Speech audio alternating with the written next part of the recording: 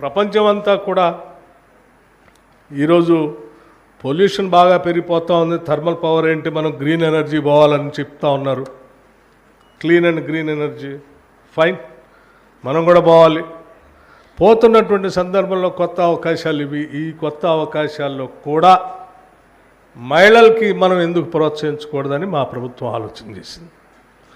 అందులోంచి వచ్చిందే solar power ప్రాజెక్ట్స్ని మామూలు పారిశ్రామికవేత్తలందరికీ అదాని లాంటి వాళ్ళు, అంబానీ లాంటి వాళ్ళకి ఇవ్వటం ఎందుకు, మన మహాలక్ష్మిలు కూడా మన రాష్ట్రంలో చాలామంది ఉన్నారు, వాళ్ళకి ఎందుకు ఇవ్వకూడదని చెప్పేసి మేము ఆలోచన చేసి ఒక ఎంఓయూ చేశాం.